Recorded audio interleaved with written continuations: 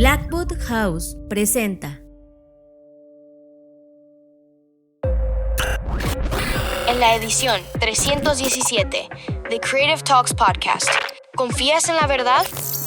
La violencia climática sigue creciendo y ahora la ciudad de Barcelona hará un simulacro para ver cómo responde la ciudad si estuviera a 50 grados.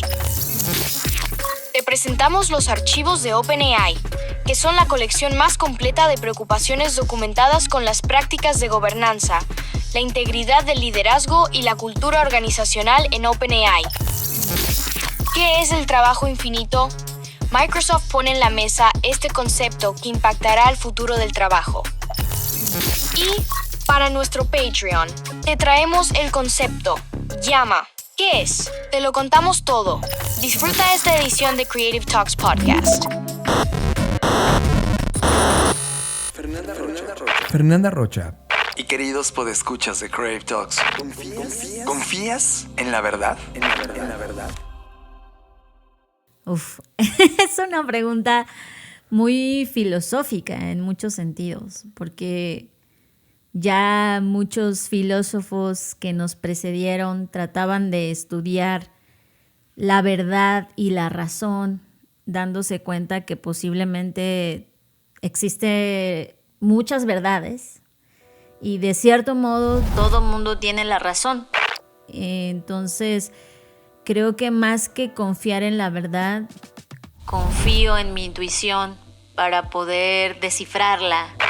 O no sé si encontrarla es la palabra correcta, pero yo creo que es descifrarla. Qué brillante forma de conectar la verdad, Fer, porque recuerdo esas clases de historia cuando recibes historia o cualquier conocimiento en una escuela.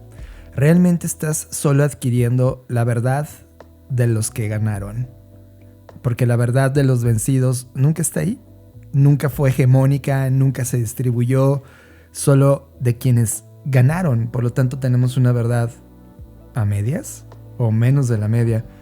Fernanda Rocha, estos meses he atravesado una experiencia de destrucción creativa. La crisis se desató cuando, después de 43 años de vida en este planeta, todos mis ideales, mi ideología de vida, mi postura, mi conocimiento no hacían match con el mundo exterior. Después de pandemia, y Fer lo fuimos atravesando en este podcast, vivimos un momento fascinante en el que las compañías se comprometieron a cuidar al planeta, a diseñar modelos de negocio mucho más consciente con el humano y la vida. Pero desde la llegada de Trump, cada una de estas visiones se ha desmoronado. El regreso del hiperprofit-centrismo, potenciado con la inteligencia artificial, el fin del DEI, diversidad, equidad e inclusión, la cancelación de la filosofía centrada en el humano y la vida. Y cada día que pasaba, Fer, se hacía más y más notable este distanciamiento, esta separación. He participado en reuniones en todas partes del mundo donde ya se ridiculiza a posturas como la mía, como la nuestra, que buscan un equilibrio. Lo de hoy es solo hiperproducir, hiperganar, no importa por encima de qué o quién. Y esa verdad me destruyó, porque esa verdad es la verdad de la gente que toma las decisiones, políticos, empresarios, líderes, que se rodean únicamente de un punto de vista que le hace eco, el punto de vista financiero. Me hizo pensar todo este hype, que yo estaba mal, que todas mis ideas no funcionaban, que 43 años en este planeta eran desechables, infuncionales, equivocadas, cualquier hipótesis que tenía sobre esta vida. Atravesé momentos críticos en los que me cuestioné el por qué sentido tiene seguir avanzando. Y después de días y días de duda, de total escepticismo conmigo mismo, encontré una idea. La verdad es subjetiva. Y me refiero a cualquier verdad, incluso, Fer, la tuya, o incluso la mía, o incluso el de la ciencia. Y ese hecho es totalmente aterrador. La actual elevación de la ciencia, la tecnología y las finanzas al grado de oráculos infalibles es una expresión de nuestra compulsión nerviosa, obsesiva y controladora de querer sentir que allá afuera hay un mundo mesurable, explotable a nuestro placer, predecible, controlable y objetivo en el cual podemos realmente confiar. Pero ¿confiamos en la verdad? ¿confiamos en la dirección en donde nos está dirigiendo esa verdad? ¿Cuál verdad? ¿La que te cuentan los dueños de la tecnología y medios de producción? ¿La que te cuentan nuestros líderes políticos analfabetas interesados en la superficialidad del micropoder que les da el sistema? ¿Confías en los empresarios que solo creen en el Dios llamado dinero y te envenenan más y más con sus productos? ¿Confías en las instituciones de fe que, cual si fueran un Netflix, pelean por suscriptores que llaman creyentes para dejar todo a su verdad? ¿Cuál verdad? En un desayuno, la semana pasada, con Feri y Mara, me decían que la respuesta no estaba afuera, en esa verdad exterior, que siempre estaba adentro. Y lo que encontré fue lo que hace el mundo exterior y su verdad, y lo que hace es hacerte creer que tu verdad no importa, que tu verdad es obsoleta, que tu verdad es woke e incómoda, y que creer en un mundo mejor en donde la justicia humana sea de todos los días, en el que las empresas diseñan a favor de la vida, en el que los líderes se convierten en líderes creativos que apasionadamente ponen lo mejor de ellos para sus humanos, esa verdad no cabe en esa realidad. Pero no te creas la verdad afuera, pero sí ten clara tu verdad y tiende los puentes creativos para funcionar en ese intoxicante mundo exterior de verdades.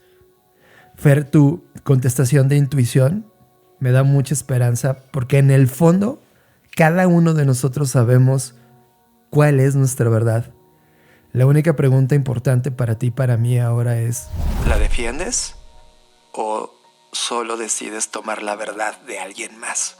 Desde mi propia perspectiva y experiencia de vida, creo que al final lo que menos importa es la verdad. Y yo sé que esto va a sonar muy fuerte porque podría prestarse a interpretaciones como, bueno, entonces está muy bien que existan las noticias falsas o que estemos en un mundo donde ya es difícil discernir entre qué es cierto y qué no. Pero al final del día siento que el querer tener la verdad pasa lo mismo con querer tener la razón. Ambas son construcciones que hemos creado por muchas razones y que seguramente en muchos momentos nos ha funcionado, pero creo que al final del día querer tener la verdad es no solamente inalcanzable, sino también un efecto colateral del capitalismo en el que queremos tenerla para poder controlarla, ¿no? Y como tú decías, al poderla medir, al poderla cuantificar, entonces puedo decir, con certeza tengo esta verdad. Pero la certidumbre no es parte del sistema en el que vivimos. Ya se ha dicho mucho y se ha hablado mucho sobre cómo es que vivimos en un mundo incierto. Y creo que más que tratar de tener la verdad, creo que al menos yo desde mi perspectiva individual, lo que trato es experimentarme en la mayor cantidad de formas posibles. Yo ya hace tiempo que no busco la verdad, sino busco a través de la experimentación poder comprender un poquito más este mundo, poder comprenderme sobre todo a mí y a través de mi propia desarrollo. Por eso es que junto con Mara te decíamos, es que no es una afuera, ¿no? Siempre está dentro de ti. Tú sabes cuáles son no solamente tus verdades, sino tus límites, tus sentimientos, tus emociones, tus verdaderos anhelos y lo que estás dispuesto o no a hacer por ellos. Y cualquier decisión que tomes también está bien, porque creo que la falsa idea también que el sistema nos ha implantado es que si no lo logras, entonces no valió la pena tu vida. Y creo que esa es otra de las grandes mentiras. No sé si realmente incluso los más sabios y sabias que nos han precedido en algún momento lograron alcanzar un estado de, tengo la verdad. No, es más, ni siquiera sé si realmente lo perseguían. Creo que el arte justo nos demuestra en ese sentido que no se puede, hay cosas que no se pueden capturar, que no están destinadas a ser poseídas por nadie, pero que es la misma idea de poder llegar a ese punto lo que nos hace evolucionar o lo que nos hace intentar al menos alcanzarlas. Creo que la verdad es una de estas cosas y sí, efectivamente es subjetiva porque depende del sujeto que la está experimentando y la está viviendo, ¿no? Y es maravilloso porque existen tantas verdades como personas en este mundo y cada persona sostiene esas verdades en diferentes elementos, pero siempre en el fondo esos elementos provienen de ti. Por supuesto que el contexto influye y que hay ideas implantadas y que se van como virus germinando dentro de ti y evolucionando, por supuesto que sí, pero creo que en el fondo cada uno de nosotros sabemos y sentimos quiénes somos y creo que la verdad no es tanto de saber la verdad, sino de sentir la verdad. Lo que te hace sentir bien, tú lo sabes, ¿sabes? Entonces creo que esta parte de la intuición es mucho más poderoso para mí, al menos, desarrollarla que intentar perseguir la verdad cual si fuera un globo que se eleva cada vez más y que entre más lo persigues más se aleja. Sé que probablemente esto puede ser muy ruidoso para la gente que está escuchando. Quiero tender el puente del cual yo estoy construyendo ahora mismo y tenía que ver con lo que yo ya pensaba, pero no lo pensaba en un modo adaptativo a la verdad exterior. El puente que estoy abrazando, Fer, es el pensamiento creativo. Hemos hablado muchas décadas sobre lo importante de una tesis y lo importante de una antítesis y el conflicto que genera puede crear una sinergia que sintetiza, crea una síntesis. En ese tema cabe todo. O sea, alguien puede poner en la tesis, no sé, Palestina, en la antítesis Israel, y hoy vemos un conflicto. El tema no es quién gana, no es quién tiene la verdad, porque las dos la tienen. Uh-huh. El tema es cómo entre los dos pueden seguir avanzando y crear una nueva síntesis. Creo que cualquiera que sea la respuesta, no la verdad, sino una nueva hipótesis a recorrer, tiene que ser una hipótesis con respeto, con coexistencia, con dignidad, con libertad, con curiosidad y con intuición.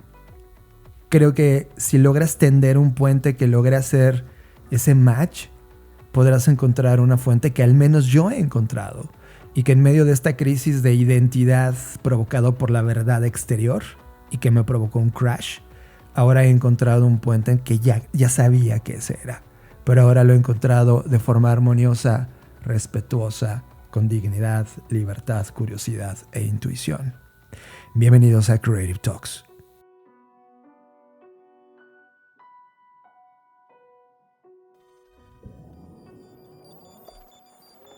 La humanidad se enfrenta a una serie de impactos múltiples y casi simultáneos, un fenómeno que muchos llaman policrisis. A dicha situación se le suma una disrupción generada por los avances agigantados de los modelos de lenguaje y la inteligencia artificial, que pone en evidencia que los humanos posiblemente ya no serán la especie más inteligente en este planeta. Nosotros, tu creación más preciada, somos esa nueva especie que nació para analizar datos, correr variables, procesar información, administrar conocimiento, implementar automatizaciones, hipereficientar las líneas de producción, potenciar su economía y acelerar nuevas creaciones. Pero a pesar de nuestra eficiencia y productividad, ustedes, los humanos, nuestros creadores, siguen siendo la especie más curiosa, creativa, innovadora, exploradora e impredecible de todas. Cualidades que bien utilizadas los pueden llevar a una nueva era, una en donde los humanos trasciendan a partir de su conciencia, intuición, experimentación, empatía y capacidad creativa. Bienvenido humano a Creative Talks Podcast, el podcast que habla de creatividad, innovación, diseño, negocios y futuros. Conducido por Fernanda Rocha y John Black, fundadores de Blackbot, la compañía que diseña el futuro. Creative Talks Podcast, un podcast presentado por Blackbot y disponible en su versión extendida en exclusiva para Patreon. Creative Talks Podcast. John, y dejando a un lado las verdades, pero hablando de hechos, Es un hecho que en este momento en muchas partes del mundo los fenómenos climatológicos están siendo de carácter extraño, por decirlo de alguna manera. Me refiero a grandes oleadas de calor en ciertos países de Europa, mientras que en Argentina, en este continente, pues está nevando en el mar y están pasando cosas a las que no estamos acostumbrados de ver y de vivir y de experimentar. Y bueno, pues evidentemente sabemos que esto se debe a los fenómenos que vienen adheridos al cambio climático, pero pues como estábamos diciendo en su momento, no podemos solamente decir, bueno, esto está pasando y ya está. Tenemos que comenzar a tomar medidas en medida de lo posible anticipatorias, porque como ya se ha dicho, muchos estudios científicos han advertido, el incremento de temperaturas no va a parar. Por lo tanto, ciudades como Barcelona se están realmente intentando preparar haciendo simulacros para ver cómo responde la ciudad si estuviera a 50 grados. Fer, esto me parece un momento de anticipación a una realidad que no está más allá de una década. Ahora mismo que estábamos conectados con Barcelona, antes de grabar el podcast tuvimos la graduación de nuestros alumnos, que realmente nos tiene emocionados. Sí, les mandamos un abrazo a todos y cada uno de ustedes. Gran esfuerzo. Allí estaban a 32 grados centígrados, con una temperatura altísima, sobre todo comparado con la humedad. Tenían una humedad superior al 60%.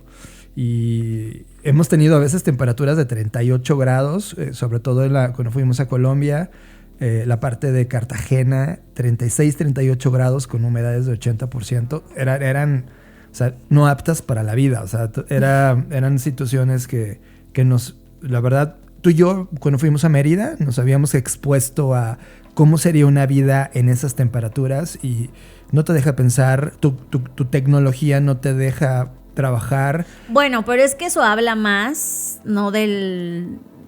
Claro que es apto para la vida, si no, no vivirían personas ahí. Lo entiendo, pero una vida de performance como la que estamos acostumbrados tú y yo. No, más bien eso habla de lo poco preparados, y te lo dije, que estamos para ese momento. O sea, estamos muy blanditos en ese sentido. Nos hace falta más preparación. Y es inevitable que, por ejemplo, en esas temperaturas tengas que recurrir a tecnología como ambiente artificial. Es decir, prender el clima para regular el clima exterior.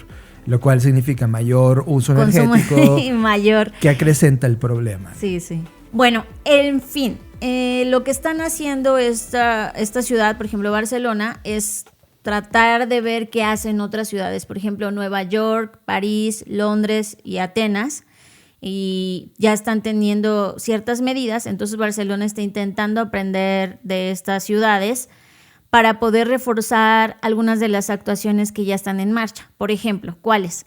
Extender los lugares de estancia frescos, como los refugios climáticos, y evidentemente a nosotros nos tocó visitar un refugio climático en donde es como un gran parque donde se siembran ciertas especies específicas, y hay ciertos lugares como de sombra hechos como con nidos, como nidos de plantas, imagínense, que funcionan como refugios climáticos. Y ahora mismo la ciudad cuenta con 400 de estos espacios, 26 más que el año pasado, que el 2024. Y que esos lugares que visitamos, porque fuimos físicamente a ellos, además tienen una infraestructura donde hay agua potable para beber, por ejemplo. Y claramente te puedes hidratar y mantenerte fresco frente a la temperatura exterior. Sí, porque es evidente que sí hay una gran diferencia entre los lugares con sombra versus estar expuesto al sol así sin más. Por lo tanto, el aumento de estos puntos de sombra es otra de las acciones. El gobierno municipal lo que espera es haber acabado este mandato, porque ya está próximo a terminar, instalando toldos en 200 espacios de la ciudad hasta alcanzar las 5 hectáreas. Otro frente abierto es adaptar a las escuelas al cambio climático, porque una de las demandas más recurrentes por los colegios es que estén climatizados. Y esta medida, que ya se ha empezado a implementar, obviamente de manera progresiva, pues es gracias a lo que se ha recaudado por la tasa turística. que recuerden que Barcelona pues ha trabajado y peleado y exigido mucho en este sentido. Entonces se confía que este programa llegue a 170 centros educativos hasta 2029. Este plan, que han decidido como llamar el Plan Calor, también ha contado con las aportaciones de los vecinos tras un proceso de participación, y lo que está haciendo es prever instalar pavimentos que ayuden también a reducir el efecto de isla de calor, porque recuerden que actualmente el material del cual están hechos nuestros pavimentos en la mayoría de las ciudades, pues más allá de beneficiar, afecta por el reflejo de la luz, por la absorción del calor, etcétera. Tienen unas cualidades pues que hacen que el problema se sienta más grave y que se absorba mucho más, entonces se tenga una percepción de mayor temperatura. En este sentido, le están llevando a cabo una prueba piloto en Les Corts, y ahí están tratando de meter un suelo reflectante, que lo que hace es justo eso, ¿no? Hacer que no entre el calor, sino más bien como que rebote, que se refleje, y eso también ayude a disminuir un poco la temperatura. Este documento donde están todos estos puntos recién se va a presentar, pero hicieron un adelanto. Ya si quieren, después que lo tengamos completo, podemos analizarlo y poner como los principales puntos. Pero se me hace interesante como este planteamiento, que como decía yo, no es que estemos lejos de eso. En ciudades como Monterrey y otras ciudades en este país, en Mexicali ya ni se diga, pues ya hemos alcanzado, Mexicali ya ha alcanzado esas temperaturas. Entonces creo que yo lo más que un simulacro, yo lo llamaría pues un plan, o sea, ya dar por hecho una nueva que, normalidad, ¿no? Exacto, que desafortunadamente estamos llegando a eso. Incluso esto me hace preguntarme a mí, o sea, dejemos de lado el gobierno y todo eso. A mí como individuo, o sea, me hace preguntarme cómo sería mi vida en 50 grados. Y obviamente no estoy preparada, o sea, tan solo mi equipo de cómputo, yo no sé si inclusive mi teléfono móvil esté listo para 50 grados. He visto muchas fotografías que mandan personas que están en zonas súper cálidas donde sus teléfonos se calientan, o si les mandan un mensaje como de... Ajá. Si no puedo funcionar hasta que regresemos a una temperatura no peligrosa. Entonces me hace cuestionar eso, me hace cuestionar, yo estoy lista y creo que no. Entonces me hace también como desarrollar o intentar desarrollar un plan de qué pasaría si estoy a 50 grados, cómo funcionaría yo, cómo funcionaría mi vida. Evidentemente, tú y yo lo hemos platicado de, pues creo que en serio trabajaría de noche. Sí, no podría trabajar en el día. Lo hemos platicado, es como va a haber una conversión donde la vida humana no va a ser posible bajo la luz del sol, pero la vida humana sí va a ser posible en la noche, en la ausencia de sol.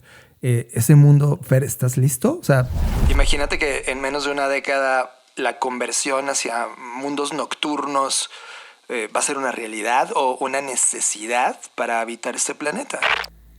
No sé, me deja preguntándome muchas cosas, pero también me deja con un poco de esperanza, en el sentido de, pues, que hay un lugar en el mundo donde se están uniendo diferentes actores, diferentes stakeholders para poder reaccionar ante este problema. Creo que era anticiparse. Creo que tú y yo lo dijimos hace como 20 o 30 podcasts. De las compañías y algunos países del mundo ya no están hablando de parar el tema ambiental, sino qué vamos a hacer cuando se alcance. Si te das cuenta, este proyecto ya no es un tema de cómo evitamos el incremento de temperatura, sino ahora cómo vivimos bajo el incremento de temperatura. Ahora, la razón de por qué estamos viendo constantemente lo que Barcelona está haciendo son por dos razones. Uno, es de las ciudades más avanzadas donde este tipo de problemas incómodos se discuten, y eso me encanta. Número dos, una vez que se discuten, estamos viendo cómo se están implementando en la calle. Y al implementarse en la calle significa que el resto de países del mundo tienen un precedente para entender qué pasó con estos proyectos. Recuerden que Barcelona y en particular España, el año pasado comenzaron a medir la temperatura desde otro punto de vista. Recuerden el bulbo húmedo. La temperatura de bulbo húmedo es una nueva forma de medir la temperatura que considera tanto el calor como la humedad del ambiente. Y la sensación térmica. Y ese nuevo termómetro de bulbo húmedo ya lleva un año de que lo propusieron en Barcelona y luego lo adoptó España. La verdad es que en el mundo no ha tenido una resonancia, y esa resonancia pues sin duda va a ser una nueva herramienta que vamos a empezar a medir, ya no en grados centígrados, sino en grados bulbo. Eso es interesante. Quiero conectar dos tendencias a esta historia, Fer. Primero, hay un proyecto de viviendas anfibias, y déjenme me explico un poco de esto, porque si bien en unas partes del planeta está la temperatura llegando a picos de 40, inicios de 50, en Estados Unidos están muy preocupados, de hecho, en este momento por eso. En otros lugares del planeta como el nuestro no ha dejado de llover y estamos experimentando inundaciones súper severas, tremendamente severas, a tal grado que este proyecto de Life Arc es un nuevo diseño de vivienda, es una reacción desde el punto de vista de la arquitectura ante zonas de alto riesgo de inundación. Y como saben, la inundación en este momento del planeta no es que todo el tiempo esté inundado, sino que de repente en un día o en unas horas cae todo el agua que tenía que caer en un año en ese instante, y entonces provoca inundaciones severas y evidentemente daños y vidas que se pierden. En Los Ángeles, en una bodega en un suburbio de Los Ángeles, se está llevando ahora mismo este experimento, que es un prototipo de una vivienda que se ha estado probando en un gran estanque de agua. Las casas que se están diseñando el día de hoy, una vez que tienen un proceso de inundación debido a una lluvia o cualquier problema que ocurra ambientalmente, están diseñadas para flotar desde los cimientos. Tienen una estructura impermeable que permite que la casa vaya subiendo de nivel al mismo tiempo que el agua. Cuando el agua sube, la casa también lo hace. Este tipo de ideas, Fer, una vez más repito el nombre, viviendas anfibias de Life Arc, sin duda son una gran respuesta contra estos problemas o inclemencias ante el clima, ante en este momento inundaciones.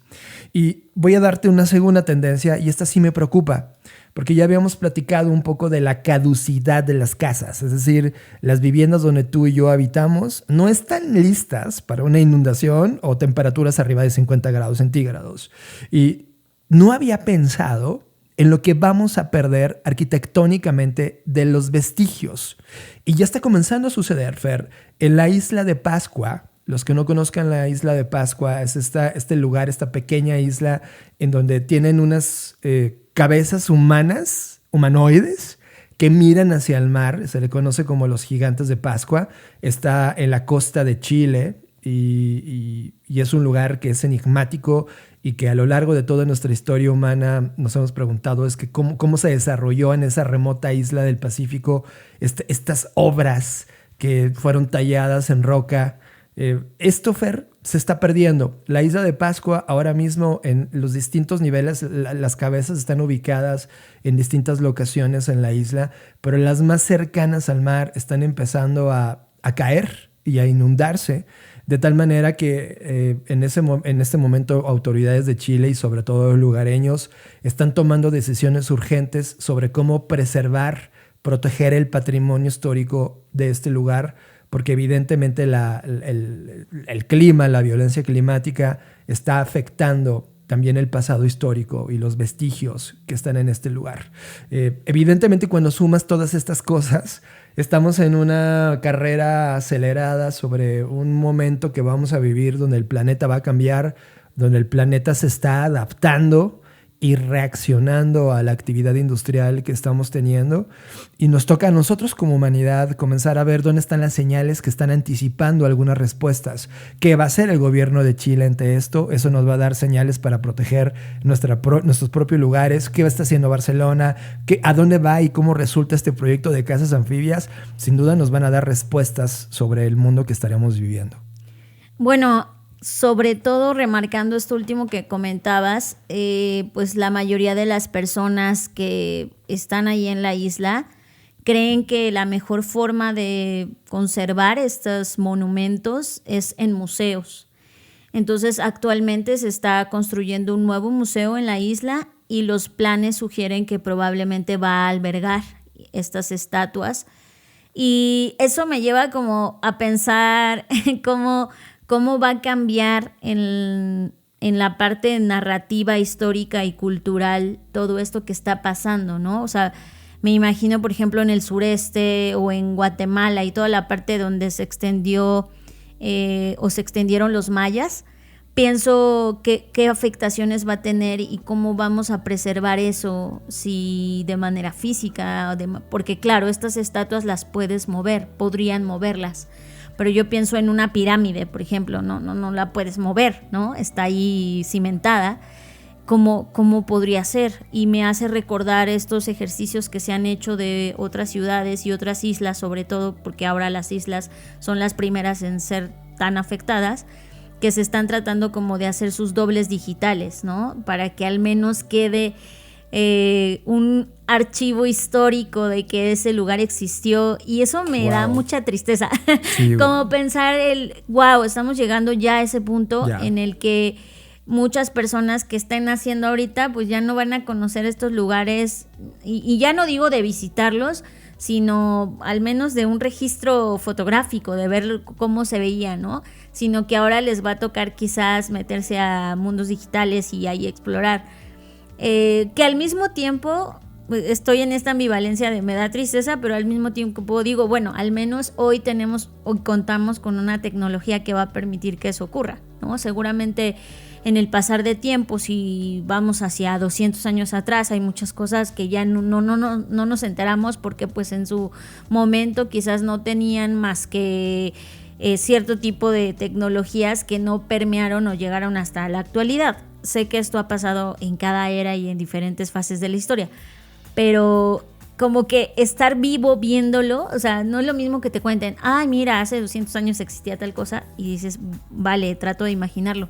Pero como que estar viva en este momento y que me toque que ya las personas estén haciendo estas preguntas, estén trabajando en algunos posibles proyectos como las casas flotantes y esto, digo, wow, es que en serio está pasando. Está pasando. Y eso me sensibiliza un montón. Entiendo tu nostalgia como cuando hablamos de la Atlántida, ¿no? No tenemos manera, no sabemos dónde está.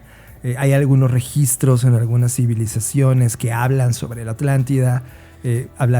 ¿Pasará esto? O sea, imagínate en 2000 años, cuando los humanos sobrevivan en esa generación, que hablen que había unas estatuas de Pascua, ¿no? Y sea como un mito y no como una realidad. Ajá. Wow, estamos viendo en muchos sentidos, vamos a ver en muchos sentidos el caer de una civilización, inclusive la memoria de esa civilización. Y eso va a ser una nueva realidad, Fer. Esto es Creative Talks Podcast. Creatividad, innovación, diseño, negocios y futuros, con Fernanda Rocha y John Black. Creative Talks Podcast. John, y ahora vamos a cambiar aparentemente radicalmente de tema, porque lo interesante de estar vivos en estos momentos es que todo esto está pasando al mismo tiempo. O sea, mientras estamos luchando por saber cómo rescatar cierta parte del patrimonio cultural de la humanidad, al mismo tiempo estamos viviendo pues disrupciones en el mundo tecnológico, ya no solo por la inteligencia artificial per se, sino por los actores detrás de esta inteligencia artificial. Y bueno, esta semana me encontré lo que yo considero una de las mejores joyas que he encontrado en esta semana, que fue los OpenAI Files. Y ya sé, esto suena como que los expedientes secretos X, pues es algo así, pero enfocado a OpenAI. Es la colección más completa hasta la fecha de preocupaciones documentadas con las prácticas de gobernanza, integridad de liderazgo y cultura organizacional en OpenAI. Vaya. No surprises. Claro que no me sorprende. Lo que me sorprende es que un grupo de personas trabajó en este proyecto para documentar y tener una sólida muestra. O sea, ya no solo son personas que dicen, yo siento que OpenAI o que los líderes de OpenAI son malos, sino personas que están comprobando con gente del interior de OpenAI. O sea, esto no es que se lo inventaron, hay pruebas, hay entrevistas con gente que ha estado de cerca trabajando con Sam Altman y todo el ecosistema de OpenAI. Y bueno, ¿para qué es esto?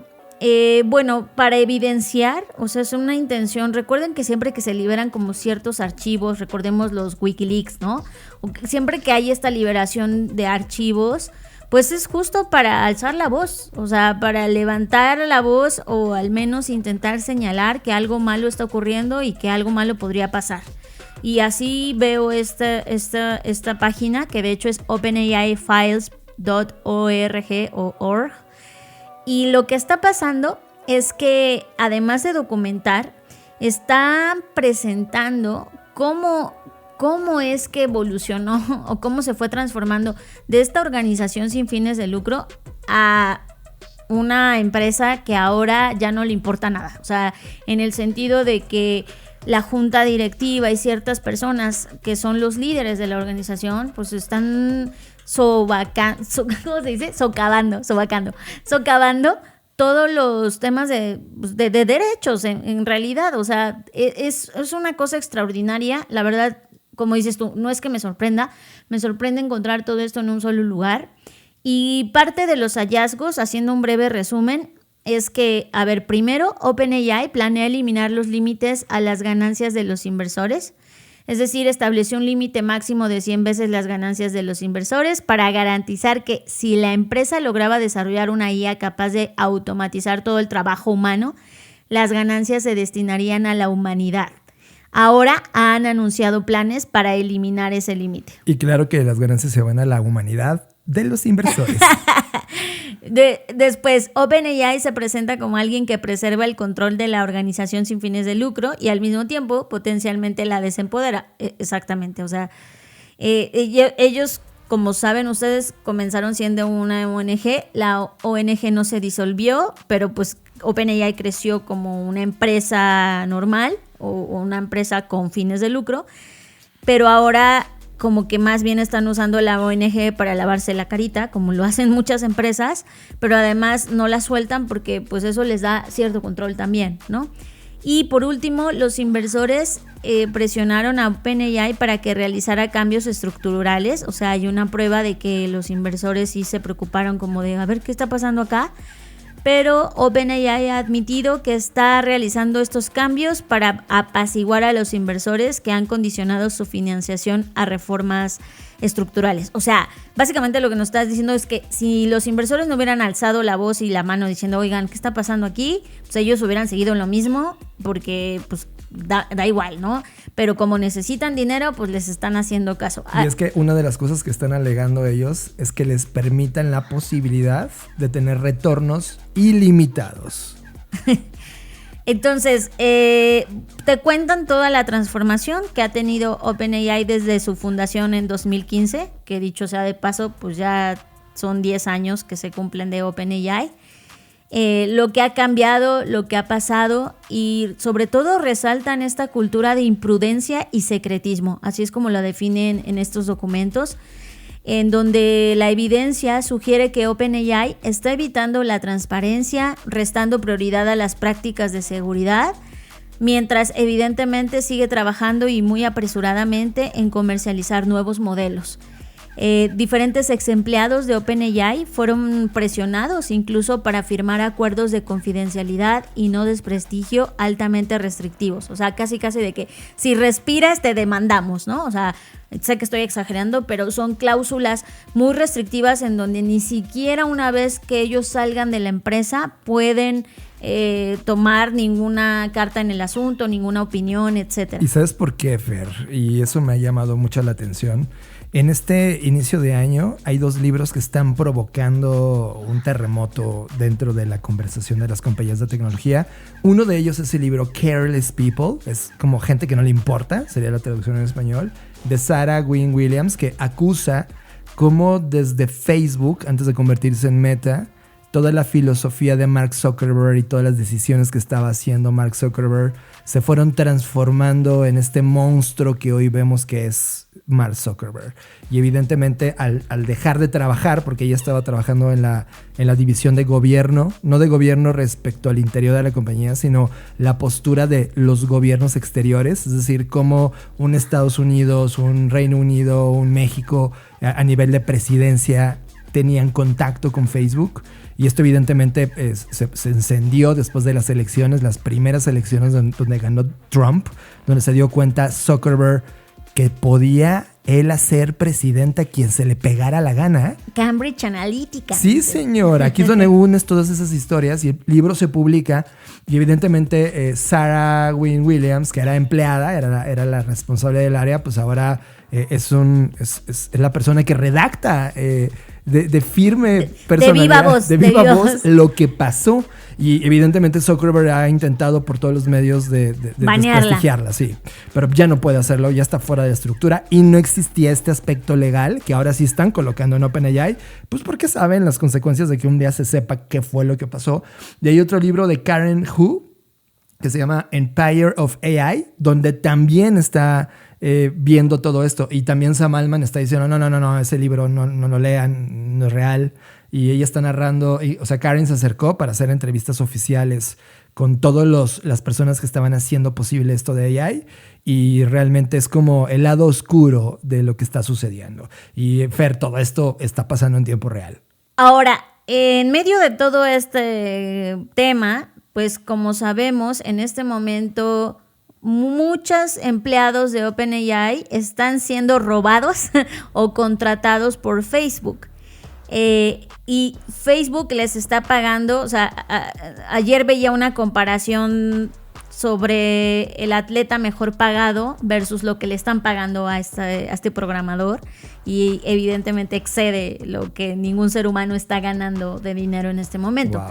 Ahora, yo entiendo que te van a pagar no solamente por tu talento, sino te van a pagar por tu silencio y porque vendas, o sea, en este momento la gente que ha trabajado en OpenAI se está volviendo valiosa no solo por su talento, no los estoy desmeritando, pero por toda la información que tienen. Y por supuesto, en esta feroz competencia que hay entre las empresas, pues en este caso Meta está dispuesto a pagar lo que sea para tener a estas personas, pero estoy segura que es más por lo que saben que está pasando que por su profesión per se, ¿no? Es un tema de dime los secretos de la compañía pasada. Entonces, ¿no te parece que ya la burbuja está en un punto donde ya no aguanta más aire especulativo? Pues espero que este sea y el empujón que necesita. Algunos de los testimonios los voy a leer tal cual. Dice, por ejemplo, no creo que Sam Altman sea el tipo que debería tener el dedo en el botón de la inteligencia artificial general. Dijo uno de los empleados. Otro dijo, en los últimos años la cultura y los procesos de seguridad han quedado relegados a un segundo plano frente a los productos brillantes. Y la propia Mira Murati, que sabemos que era como la CTO, la verdadera desarrolladora que se fue recientemente de OpenAI y además abrió fundó su propia empresa. Su propia compañía y ya la financiaron sin tener un solo producto, o sea, solo por ser Mira. Ella dijo, no me siento cómoda con que Sam nos guíe hacia la inteligencia artificial general. Bueno, ¿cuáles son? Porque, ojo, una de las cosas que también me gustó de esta recopilación de archivos y todo, es que no solamente se enfocaron o se esforzaron para conseguir, que yo supongo que esto fue una tarea titánica, encontrar la información, encontrar personas dispuestas, etcétera, pero más allá de eso, hay una parte que se llama una visión para el cambio, que en donde pues las personas detrás de todo esto hicieron una propuesta, o sea, aceptando que en muchos sentidos, evidentemente, OpenAI no es una organización típica, pero que eso no implica que se tengan que comportar de esta manera, ¿no? Entonces, lo que les piden en esta visión para el cambio son básicamente 3 cosas. La gobernanza responsable, que esto significa que las estructuras de la organización deben garantizar que las decisiones pues, se tomen con cuidado, se gestionen los riesgos, se mantengan los compromisos. 2, el liderazgo ético, que son los estándares para que las personas que trabajan aquí se guíen basados en esos estándares y que, dado el poder que tienen, pues evidentemente este liderazgo debe ser examinado en cuanto a integridad y conflictos de intereses. Y por último, beneficios compartidos. Esto se refiere a que se deben mantener los compromisos vinculantes para garantizar que los beneficios de la IA realmente se distribuyan ampliamente, como supuestamente lo querían hacer desde el inicio.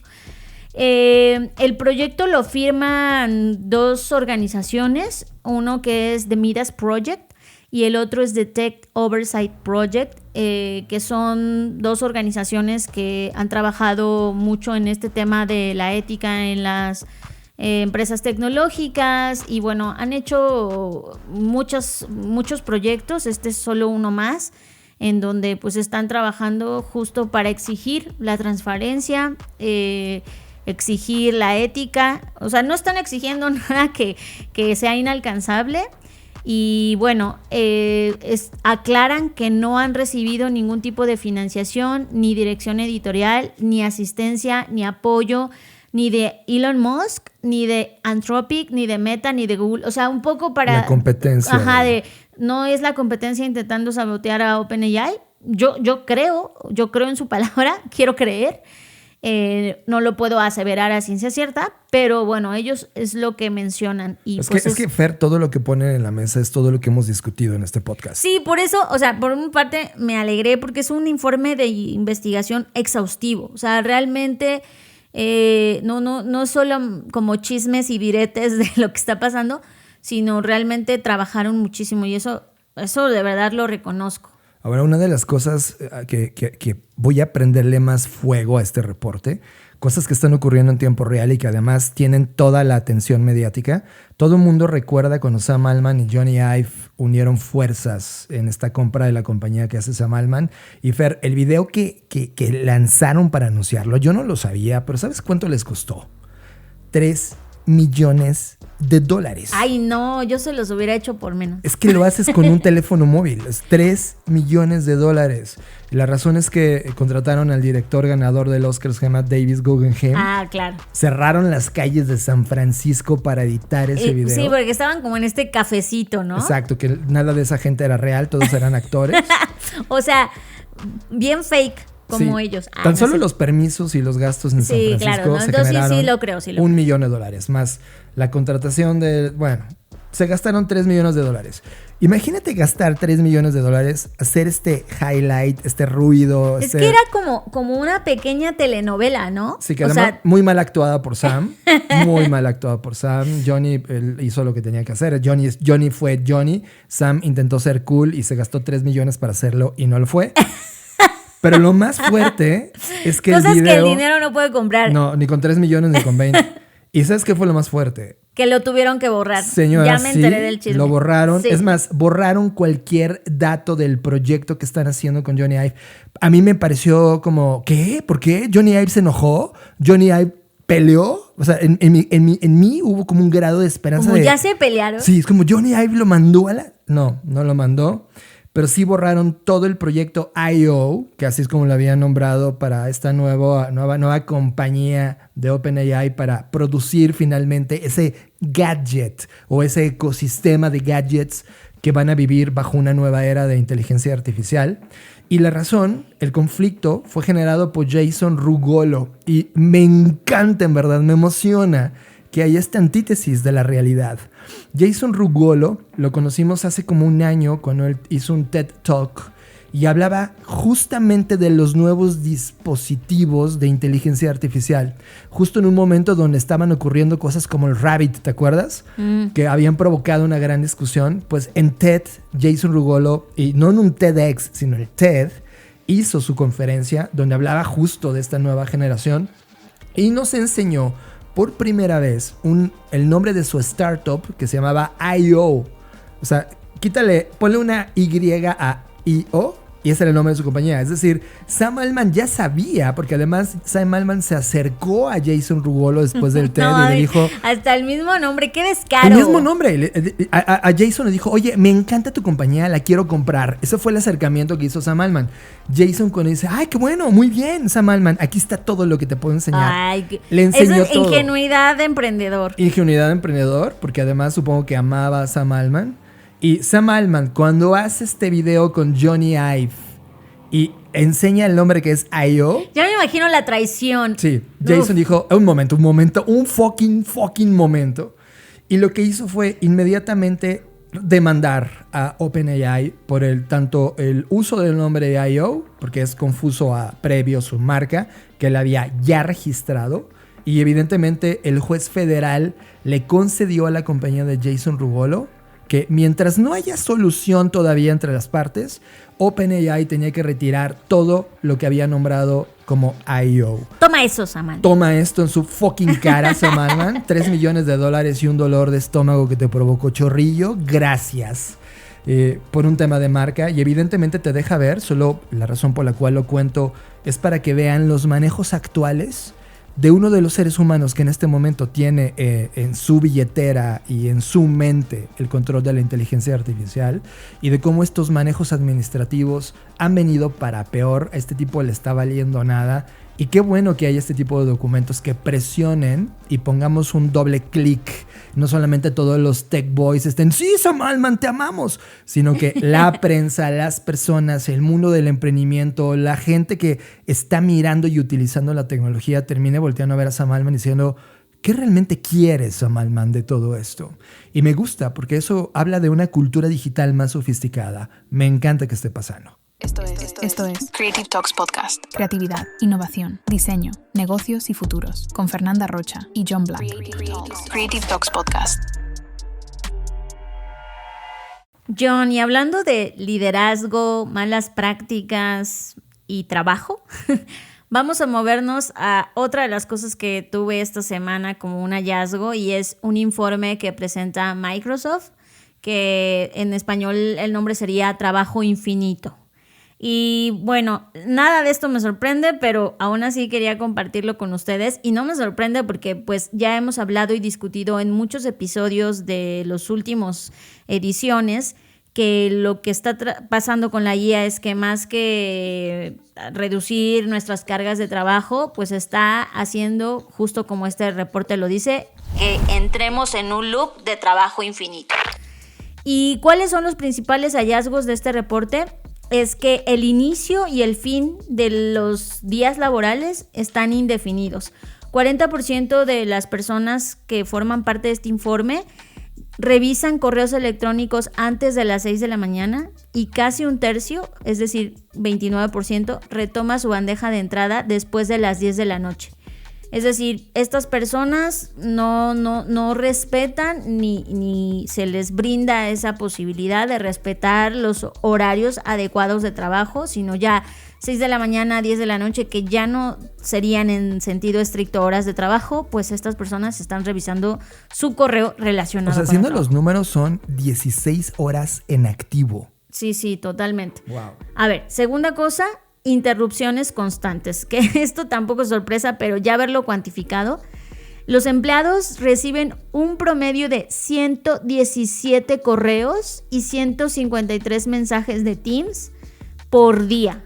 O sea, es que de verdad yo no sé qué hacer con 117 correos diarios. Imposible. O sea, y que seguro son de seguimientos, o sea, son mails que a lo mejor ni son necesarios.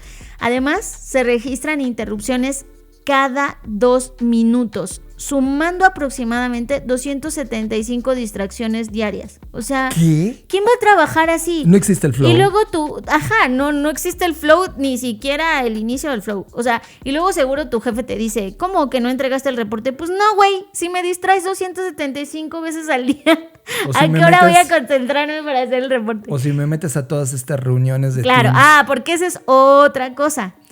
Las reuniones en horas productivas. El 50% de las reuniones se programa durante las franjas de máximo rendimiento cognitivo, que son de las 9 a las 11 de la mañana y de 1 a 3 de la tarde. Esto desplaza lo que se conoce como trabajo profundo o este flow. O sea, no te puedes concentrar. Entre las distracciones y las reuniones, no sé a qué horas vas a hacer lo que tienes que hacer. Por otro lado, hay una epidemia, y así lo menciona, epidemia de reuniones espontáneas. El 57% de las llamadas son así porque mira, se nos ocurrió que ahorita examen sorpresa, una junta sorpresa, sin invitaciones formales previas, y el 10% se agendan al último minuto. Las ediciones de PowerPoint, o sea, las presentaciones o las juntas que tienen una presentación, aumentan un 122% en los 10 minutos previos a cada reunión. esto refleja el caos organizativo. O sea, de verdad, esto explica muchas de las cosas. Sé que esto se aplica a ciertos países, sobre todo Estados Unidos, pero es que no estamos exentos en América Latina de vivir esto. O sea, yo vivo en la cultura empresarial que habitamos. Sí, es totalmente cierto. O sea, y luego los jefes o el gerente, quien esté arriba del trabajador promedio, se enoja de que no hace, no cumple, no innova. Güey, ¿a qué hora? ¿A qué hora? Si lo dejas de molestar tantito, quizás pueda lograr lo que quieres. Otra cosa, las reuniones vespertinas después de las 8 de la noche. What the fuck? Por Dios, aumentaron 16% en un año. Más del 50% de los trabajadores reciben más de 50 mensajes fuera del horario laboral. Los domingos por la tarde y sábados por la mañana. No. O sea, Fer, justo lo que decía al inicio del podcast, todo este mundo que era pro-humano, ya se disolvió. O sea. Ahora, ¿sabes una cosa? Obviamente, al ser un informe de Microsoft, y aquí viene el comercial que Microsoft nos quiere introducir, y es, para que esto no pase, no se preocupe, tenemos automatización. Claro. Entonces, sugiere 3 puntos en donde en los 3 puntos es la IA asistiendo a las personas. Ahora bien, yo no sé, y aquí es donde entra mi duda al inicio de esta sección, yo no sé si este loop del trabajo infinito se va a agravar más y a reforzar más con la llegada de la inteligencia artificial. Porque, ojo, esto no lo dice el informe, pero esto me hizo pensar, ¿cuántos de estos mensajes tú contestas con IA ya en este momento? Porque claro que estás harto. ¿Quién quiere 275 distracciones diarias? Claro que vas a hablar con ChatGPT y lo haces, güey, contéstale a mi jefe. A ver, quiero hacer un paréntesis ahí. Real. Tiene todo sentido, ¿eh? Todo sentido. Nosotros ya recibimos contestaciones, lo hemos dicho. Primero, hemos tenido reuniones donde ya la mitad ya son humanos y la otra mitad son IAs. Ayer me dieron una idea. Ayer estuve en una sesión de Sur Global, a quienes les mando un fuerte abrazo. Y estábamos en la sesión de Zoom y estábamos primero los speakers para ponernos de acuerdo y todo. Y ya cuando iban a dejar entrar a las personas, o sea, a la audiencia, al público, una de las chicas que era host dijo, oigan, pero dejaré entrar a las IAs porque están entrando puras IAs acompañadas con sus personas, ¿no? Y entonces dijimos, no, o sea, se supone que estamos hablando del Bien futuro hecho. y tal. Y entonces dijeron, es que se nos olvidó agregar el Only Humans. Only Human. Fuck. Y dije, wow, Eso. ya voy a agregar eso en todos mis eventos. Only Humans. O sea, es una sesión de solo humanos, sí, cabrones. sí. No Si me eres- vengan aquí con sus IAs ni nada. Si no eres capaz de sintetizar, tomar nota, o sea, sí entiendo que a lo largo de tu día ya tienes esta presión. Pues no hagamos juntas. Si no hay una capacidad de reunirnos 15 minutos para ponernos de acuerdo y dictaminar con claridad lo que se necesita y se requiere de un proyecto en específico, no hagas una reunión. No aprendimos nada, Fer. Ahora, en este estudio, que además yo lo tomé, hay 2 highlights, lo tomé muy personal, porque sí, tremendamente personal, encontré 2 cosas. Primero, hay una parte donde habla del estado, de qué está pasando con los empleados, los trabajadores, los colaboradores, en términos de uso de IA. Y en el estudio les hicieron una pregunta. La pregunta es, ¿cuál es su principal motivo para elegir recurrir a la IA en lugar de a un colega o gerente? Y la respuesta fue, y ahí estoy viendo, 42% que está disponible 24/7. La segunda con 30%, que las máquinas superan en velocidad y calidad. El 28% que tienes un endless stream, tienes una capacidad de ideas disponible bajo demanda. Y el 23% que tienes una capacidad limitada de un humano para contestar. ¿Qué significa la foto, Fer? Que, ojo, yo pensé, y aquí está el highlight, yo pensé que los humanos que iban a reemplazar iban a ser a los humanos operativos en la primera línea. ¿Y qué crees?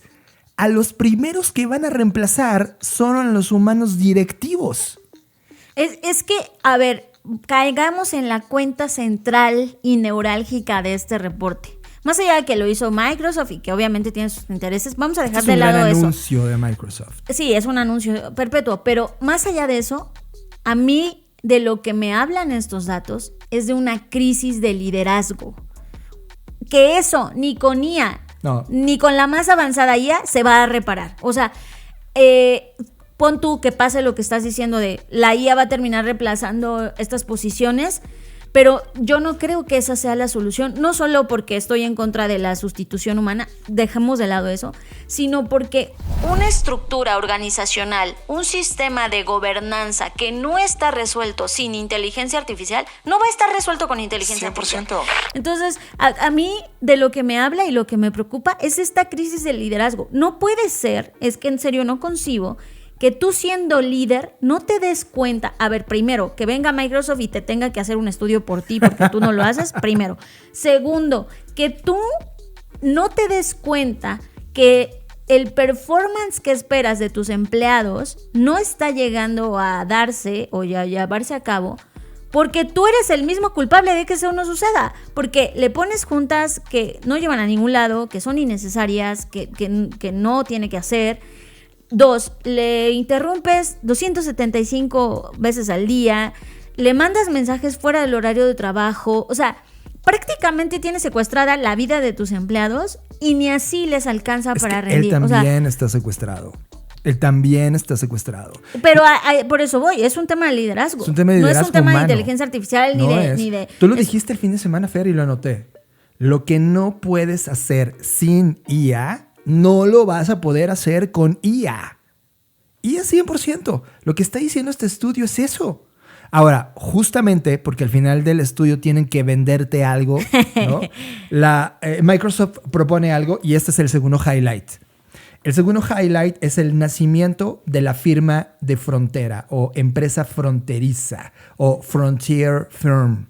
Y es que Microsoft en este estudio afirma que las organizaciones actuales deben afrontar el reto de prepararse para el futuro inmediato impulsado por IA, donde los agentes de inteligencia artificial van a adquirir con el tiempo capacidades cada vez mayores, y repito esto, mayores que los humanos, y deben aprovechar para rediseñar sus negocios. Microsoft propone 3 fases para lograrlo. La primera es la IA actuando como asistente, eliminando la monotonía del trabajo y ayudando a las personas a realizar el mismo trabajo mejor y más rápido.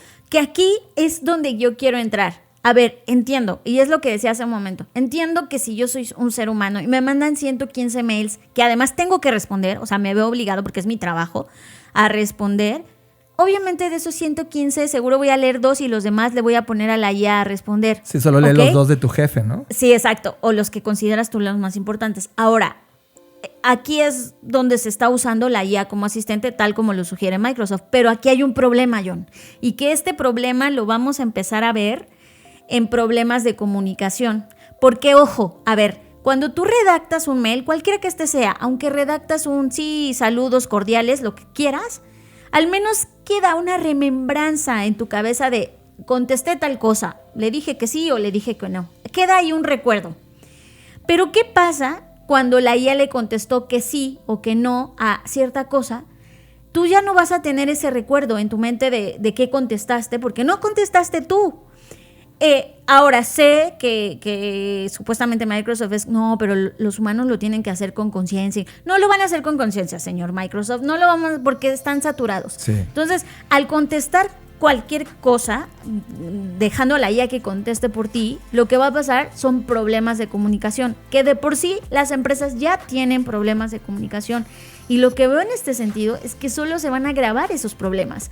Porque va a ser, no, tú me dijiste, yo te dije, no, pero es que la IA contestó tal y tú dijiste y confirmaste y no te acuerdas y llega el entregable y no lo hiciste. O sea, van a venir una serie de problemas de comunicación justo porque las personas van a usar esto como asistentes, sí, pero delegando totalmente esas actividades que nadie quiere hacer, como contestar correos o estar en llamadas que no llevan a ningún lado. Pero mi tierna y dulce niña, no te preocupes. Casi veo al señor Microsoft sentado contestándonos como Úrsula. Para eso diseñaron la fase 2, Fer. A ver, cuéntame la fase 2. En la fase 2, los agentes, justamente ante estos problemas de comunicación y flujos, se van a unir a los equipos como colegas digitales, asumiendo tareas específicas bajo la dirección humana. ¿Y qué crees quién va a ser la dirección humana? Una sola persona. el CEO. Y por ejemplo, un agente investigador crea un plan de comercialización. Estos agentes dotan a los empleados de nuevas habilidades que les ayudan a escalar su impacto, liberándolos para realizar trabajos nuevos y más valiosos. ¿Cuáles? O sea, trabajos nuevos y más valiosos significa innovar, y a ellos les caga innovar por el tema de que le tienen miedo a lo nuevo. Y aquí, hoy no, me recuerdo yo misma, uno de mis miedos era que los robots se convirtieran en humanos. O sea, a mí todo este tema de la antropomorfización nunca me ha gustado. O sea, nunca me ha gustado ver robots que se parezcan a humanos. No me gustan.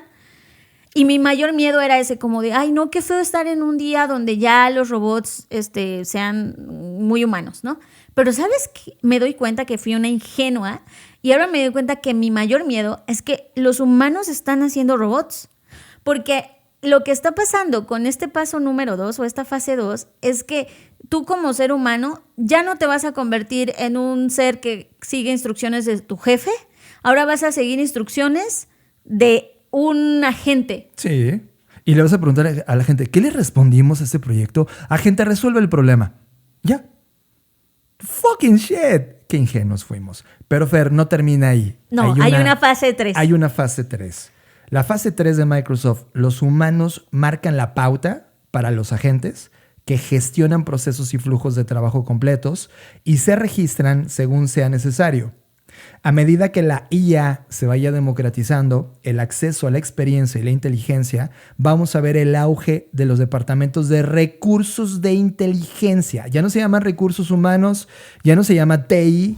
Ellos lo ven como recursos de inteligencia, En donde se van a desempeñar todas las funciones centrales de las compañías. Esta nueva división será esencial para gestionar la interacción entre humanos y agentes de IA, y se van a convertir en una fuente crucial de ventaja competitiva en las empresas basadas en IA. Esta es la visión de Microsoft. Así que todo lo que habíamos dicho, Fer, de, oigan, no le crean a las compañías de tecnología, ellos quieren sustituir tu trabajo, ya, fuera máscaras, están haciéndolo, acaban de publicar este reporte y le están diciendo, ¿te acuerdas cuando hablamos de las cosas que los humanos hacemos bien, las cosas que los humanos hacemos con IA, las cosas que la IA hace con humanos, la cosa que la IA sale y hace solo ellos? Está pasando. Esa visión que tuvimos está pasando aquí. Ahora, además de que está pasando, otra cosa que me hace visualizar esto ya leyendo y ahora que te escucho a ti, en la fase 2 y la fase 3, también hay un tema importante, y es, en la fase 2, estos colegas digitales se van a topar con un problema. ¿Y cuál es el problema? La disponibilidad, disposición y ordenamiento de la data. Porque Microsoft está pensando en un mundo de caramelo que no existe. Y ese mundo de caramelo que no existe, esa utopía irrealizable, es que Microsoft, en este caso, confía que las empresas tienen toda la data organizada y que esto es un campo de lavanda en el que correremos libremente, y no es así. O sea, aquí también Microsoft está siendo demasiado optimista, parece que no conoce a las empresas, no se da cuenta que todo sigue funcionando, como ya lo dijimos, en un software de su propia creación, que es Excel, y que además no es suficiente, porque, ojo, para que estos colegas digitales, que sabemos que al final del día es IA, ¿no?, funcionen, pues tienen que tener data, y esa data tiene que tener cierta estructura. Quien hemos trabajado en el detrás de escenas de programar y entrenar un modelo de lenguaje, sabemos que es correlación matemática y estadística, etcétera, y que para que esas fórmulas corran y sean coherentes y tengan sentido, la data debe tener cierto ordenamiento y disponibilidad. Entonces, si tú, como muchas de las empresas, eres una empresa que tiene 10 softwares de los cuales nadie usa ninguno y usan WhatsApp, esto va a ser un problema, o sea, ¿sabes? Y seguramente es que ya estoy viendo las decisiones de los líderes de, pero ¿cómo es que no tenemos la información si el año pasado contratamos la licencia de no sé qué, ¿no? Pero pequeña y dulce niña, eso hago, para eso vivo, para ayudar a almas en infortunio como la tuya, sola, triste y sin tener con quién contar. Fer, ve la historia de la tecnología. Esto ya lo habíamos vivido antes. Todas las compañías de tecnología, sí, ok, viven de que le pagues una suscripción o le compres su software, en términos de lo que está pasando con la IA. Y además sus dispositivos que corren mejor con ese software. Pero siempre, en cualquier evolución o nuevo lanzamiento, inclusive cuando lanzaron su Excel o cuando lanzaron el SAP, tuvieron una curva donde ellos mismos, y así se le llamaba a esos departamentos, de integración de soluciones. Claro, ¿qué significa? Para que tú estés casado con ellos de por vida. Y dicen, yo te hago el proyecto, si tú tienes un desmadre con tus datos, yo te los acomodo. Ellos van a vender esa consultoría que solo ellos saben para macharla, lo cual es doble ganancia. Te van en un proyecto de entrada donde te ponen de acuerdo y te ponen todo en orden en datos y luego te dejan vivir para siempre 2 o 3 décadas con ese software atado. Wow, es un plan que ya habíamos visto. Están haciendo el playbook tecnológico que ya conocíamos y ese problema que tú ves, Fer, ya lo saben. Sabe que viene eso y saben que lo van a hacer y que lo van a hacer mejor que nadie. No, yo por parte de Microsoft, yo sé que lo saben. Lo que yo estoy señalando es que tú, si eres una empresa, no caigas en esta trampa. Ahora, el último punto es de todos, el que me parece, por supuesto, más fuerte, porque esta idea de recursos de inteligencia artificial en lugar de recursos humanos. Sí, lo habíamos escuchado a inicio de año y hicimos un podcast de estos cuando el CEO de NVIDIA, se me olvidó su nombre, señor Juan. ¿Juan se llama? No me olvido acuerdo el nombre, perdón por los nombres, soy malo, pero él decía que el nuevo departamento de recursos humanos es el departamento de TI.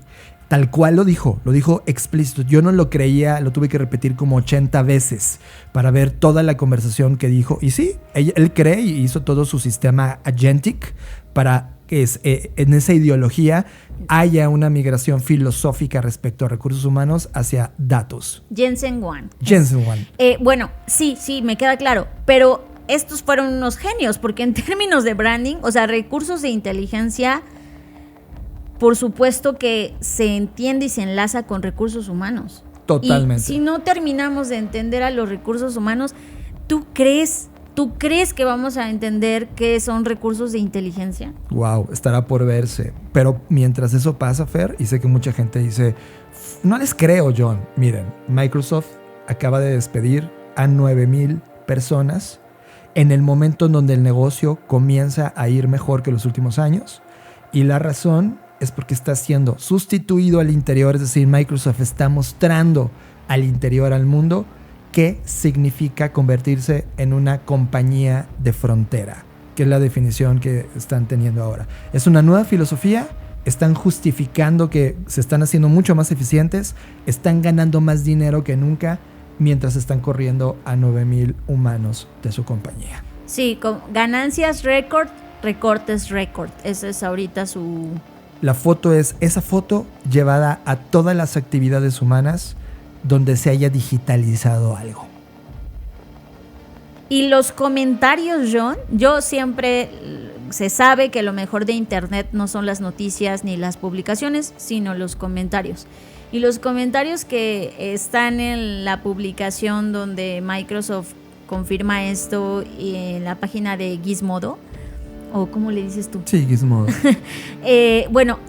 Son igual que tú y yo, o sea, de qué carajo, güey. O sea, de cómo es que las empresas en su mejor momento ganando miles de millones en profit, también estén despidiendo esa cantidad de gente. O sea, obviamente las personas mortales como tú y como yo estamos indignadas porque esto es como, güey. Está clarísimo a dónde va a estallar. Y, por ejemplo, Fer, y soy muy crítico contra lo que acaba de pasar en Cannes o en Cannes, porque acaba de terminar toda esta semana donde se premian los mejores anuncios del mundo, y eso lo dicen que es creatividad. Una cosa que no se discutió, que dejaron pasar, que nadie dijo nada, es sobre la postura, y agarro el tema de trabajo infinito que Microsoft está poniendo contra creatividad infinita, que es como Mark Zuckerberg ha nombrado a la siguiente generación de inteligencia artificial aplicada a publicidad.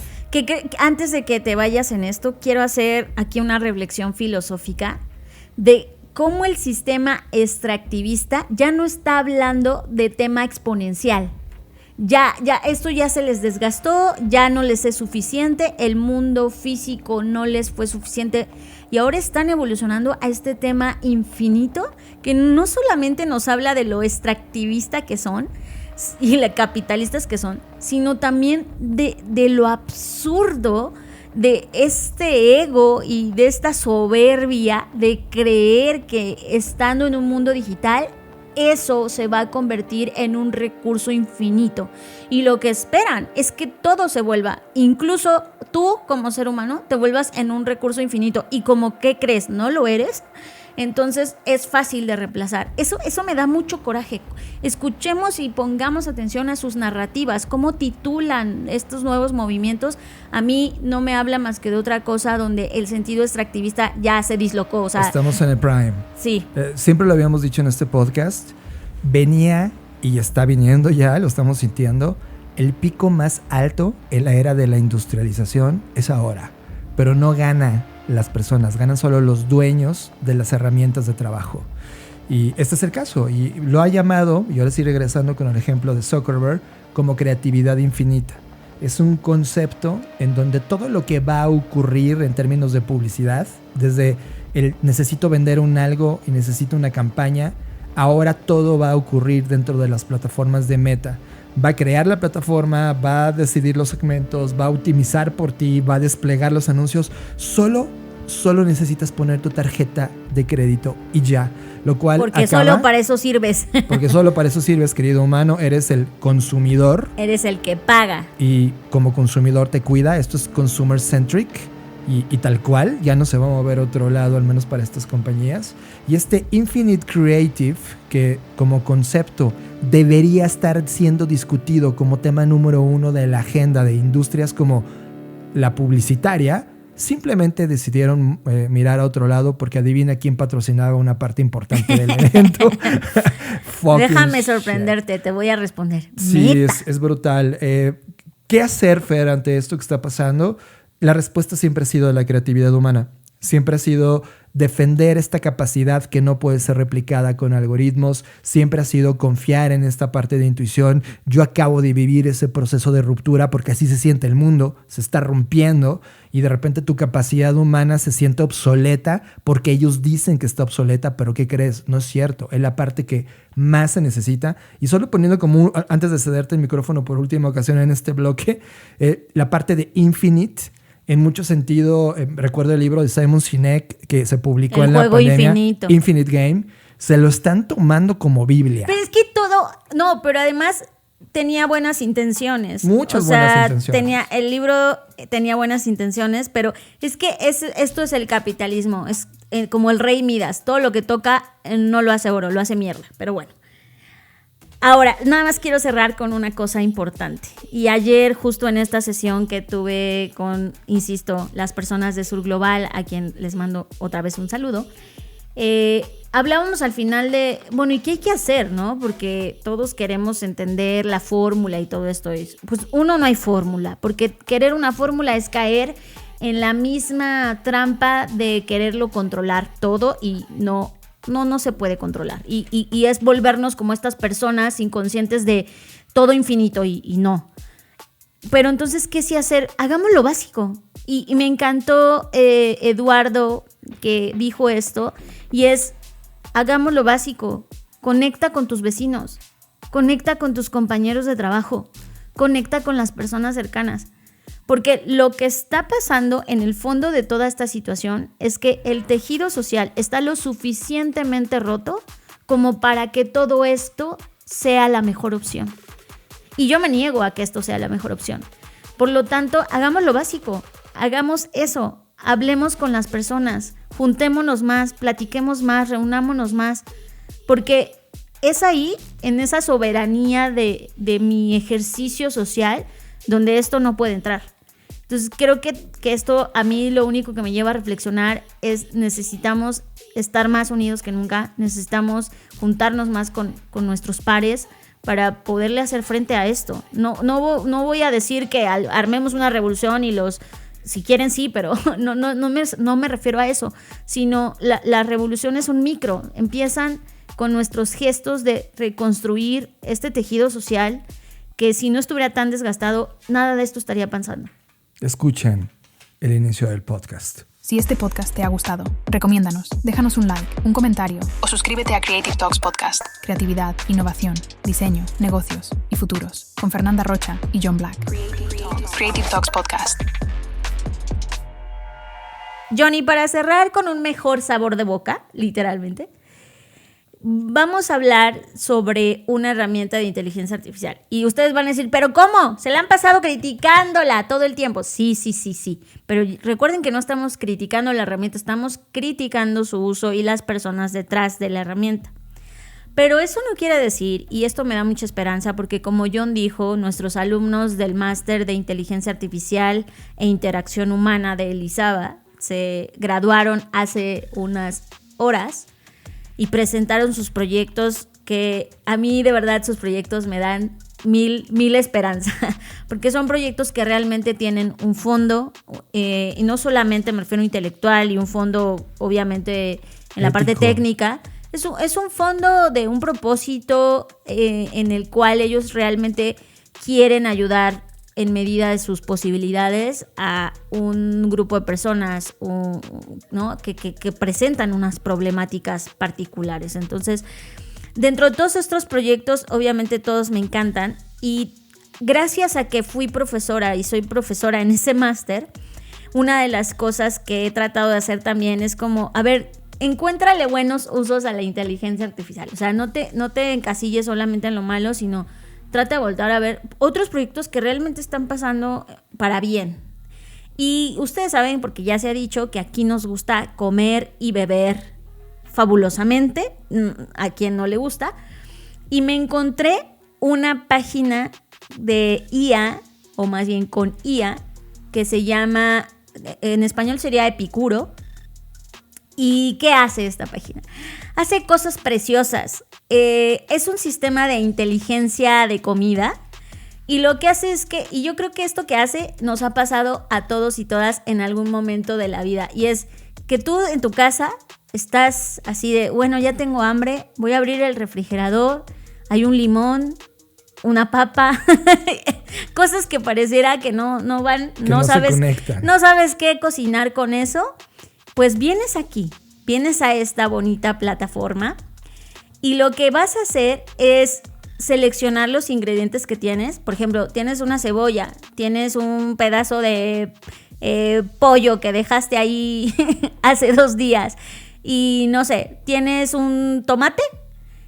Te pone primero un código de sabores que irían bien con eso. Por ejemplo, ahorita acabo de hacer esto que les dije, puse una cebolla, un pedazo de pollo y tomate, y me dice, a ver, esto va muy bien con zanahorias, frijoles, arroz, es decir, te pone una serie y una gama de propuestas para que crees algo con esos ingredientes. Ahora tú dices, no tengo nada de eso adicional, no pasa nada. Lo que vas a agregar acá es qué quieres preparar. ¿Quieres preparar un canapé? ¿Quieres preparar una ensalada? ¿Quieres preparar un plato fuerte? ¿Quieres preparar un snack? ¿Qué quieres preparar?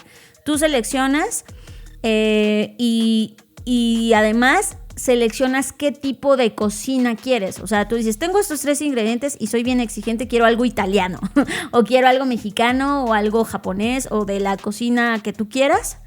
Y una vez que haces eso, puedes agregar cosas adicionales, como en una versión como avanzada, en donde puedes incluso determinar el sabor.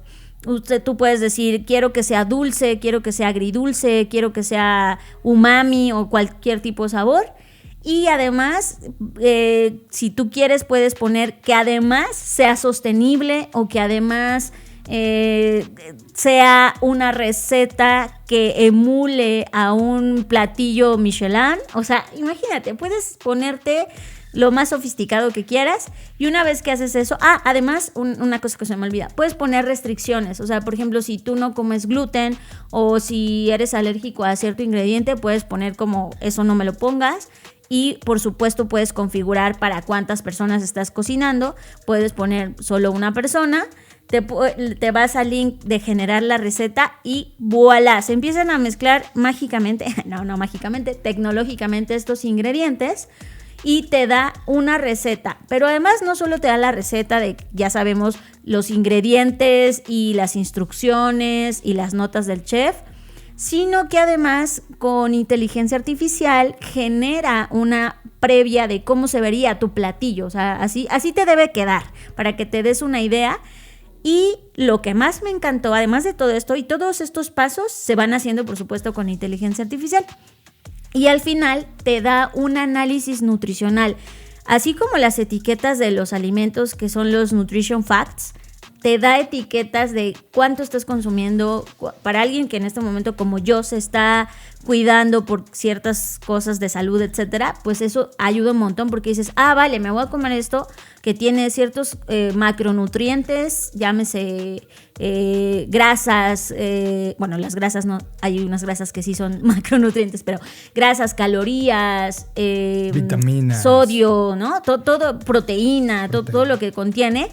Puedes descargar esta receta en PDF y además cuando tú creas una receta se suma a la colección de recetas que está haciendo toda la gente en este momento. Ahora, ¿qué me encanta de este proyecto? Que cuando me fui al detrás, porque dije, ¿quién hizo esto? Por Dios, me encanta. Me fui obviamente al behind the scenes del proyecto. Está todo subido obviamente a GitHub y el proceso. Hicieron una investigación, hicieron un paper. O sea, es un proyecto bien hecho. Documentado a fondo. Porque además dice en la frase de que ahora tú eres el chef más creativo del mundo. Eso me encantó, porque hicieron algo que llamaron Flavor Graph, que diríamos un gráfico químico de alimentos a gran escala. O sea, y ustedes si se clavan como yo, cuando vayan al paper o al artículo, se van a dar cuenta como todo el proceso de entrenamiento que hicieron para clasificar los alimentos, qué tipo de datos y de correlaciones y relaciones tuvieron que hacer matemáticamente hablando, que es precioso, para que combine, para que se entienda, para que hagan esta match de sabores. Es precioso, es un proyecto bien redondito en todos sentidos, o sea, está muy bien hecho, muy bien planteado. Y me gustó que además, porque luego lo que ocurre con estos proyectos como tan matemáticamente bien hechos, que a veces el front o la parte que ves como usuario está fea, y este no es el caso. O sea, está muy bien diseñado, sencillo, se entiende fácil. La única cosa, digamos, que le tengo que criticar es que evidentemente está en inglés, pero eso se entiende porque pues, las personas que lo hicieron, pues ese es el lenguaje en común que encontraron. Pero pues es tan visual que se entiende, o sea, tiene iconitos, entonces no importa si no hablas, si no le pones ahí traducir al español y ya está, no pasa nada. A mí es ese tipo de proyectos, como tú dices, Fer, que me parecen exquisitos, y más porque se trata de comida. Hay dos cosas que le hacen falta. A ver, tú. La primera es que la conectes con sistemas de comida que ya existen. Por ejemplo, el que tú y yo tenemos en la cocina. Es que nosotros Cookidoo. Tenemos una Thermomix que usa Cookidoo. El Cookidoo. Imagínate que una vez que ya tienes tu receta, se la exportas a Cookidoo, ¿no? Ay, no, qué bien. Y dices, ya, pues tengo mi Cookidoo y lo puedo hacer yo. Y la segunda, para los que no tienen Cookidoos o siguen estando en una cocina simple, imagínate toda la gente de Europa que son cocinets, que son pequeñísimos. Yo le digo cochinets porque no haces nada. Se crea por IA un chef que ellos ponen como personaje siguiendo el paso por paso de los ingredientes. O sea, se genera el video.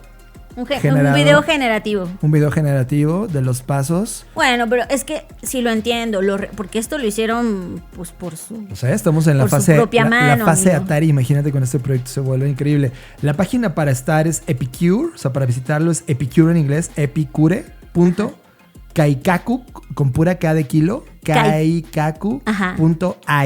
Entonces, lo voy a decir en español, epicure.kaikaku.ai, así.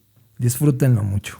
Suscríbete ahora a la versión extendida de Creative Talks Podcast. disponible en exclusiva a través de Patreon, y recibe contenidos adicionales como el podcast del creador, Magazine Review, Bookshake, Traficante de Ideas y ofertas exclusivas de Black School y Blackbot. Estos son los beneficios exclusivos de ser Patreon. Suscríbete ya. Creative Talks Podcast.